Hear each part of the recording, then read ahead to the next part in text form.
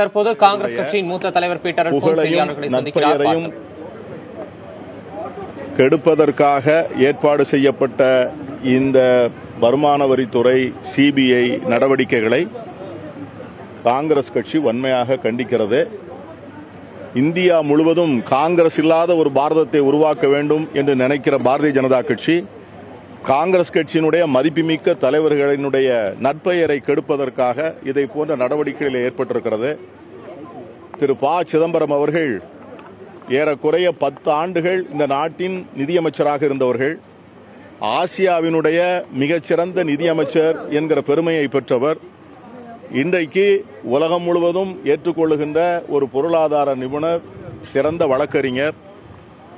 அவருடைய பதவி காலத்திலே ஆயிரக்கணக்கான வெளிநாட்டு முதலீடுகளுக்கு அவர் அனுமதி அளித்திருக்கலாம். ஒரு பைனான்ஸ் மினிஸ்டருடைய பணியே வெளிநாட்டு முதலீடுகளை பெற்றுக்கொள்வதும் முறையான வெளிநாட்டு முதலீடுகளுக்கு அனுமதி அளிப்பதும் தான். அத்தகைய முதலீடுகள் வரவில்லை என்று சொன்னால் இந்திய நாட்டினுடைய பொருளாதாரமே எழுந்து நிற்க முடியாது. அந்த வகையிலே 10 ஆண்டுகள் நிதியமைச்சராக இருந்தவர் நூற்றுக்கணக்கான ஆயிரக்கணக்கான வெளிநாட்டு முதலீடுகளுக்கு அவர் நிதியமைச்சர் என்கிற பெயரிலே அனுமதி கொடுத்திருப்பார். ஆகவே ஒவ்வொரு முதலீடையும் எடுத்துக்கொண்டு அது சட்டப்படி நியாயப்படி சரியாக இருக்கின்ற போது அதற்கான முறையான அதிகாரிகள் அதற்கான அனுமதியை தந்தபோது அமைச்சர் என்கிற முறையிலே மட்டும்தான் அவர் அனுமதித்திருக்க முடியுமே ஒழிய இதை போன்ற சோதனைகள் அவரை கொச்சைப்படுத்துவதற்காகத்தான் நடக்கிறது என்று நாங்கள் முழுமையாக நம்புகிறோம், கருதுகிறோம். எனவே இந்தியா முழுவதும் காங்கிரஸ் இல்லாத ஒரு பாரதத்தை உருவாக்க வேண்டும் என்று பாரதிய ஜனதா கட்சி நினைக்கிறது. அதனுடைய ஒரு கட்டமாகவே இந்த சோதனை நடந்திருப்பதாக நாங்கள் கருதுகிறோம்.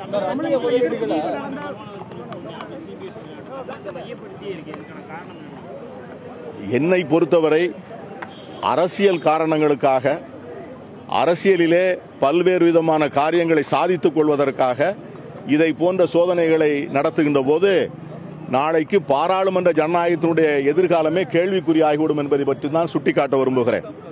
அதாவது நியாயமான வருமான வரி சோதனைகள் நடப்பதிலோ ஊழலுக்கு எதிரான நியாயமான நடவடிக்கைகளை மேற்கொள்வதிலோ காங்கிரஸ் கட்சிக்கு எந்த விதமான தயக்கமும் மறுப்பும் இல்லை.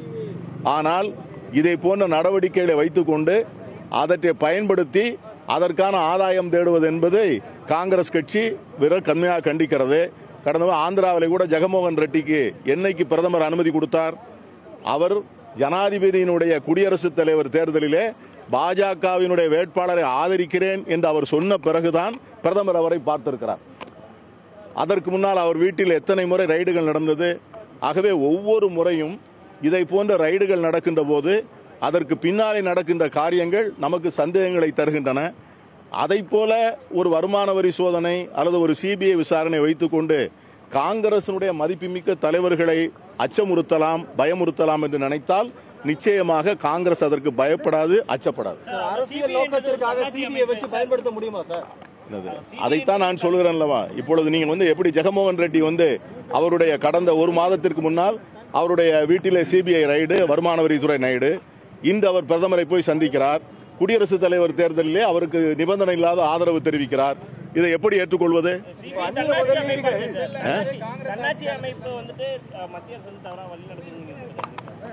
நான் சிபிஐ மத்திய அரசினுடைய கட்டுப்பாட்டில் தான் இருக்கிறது.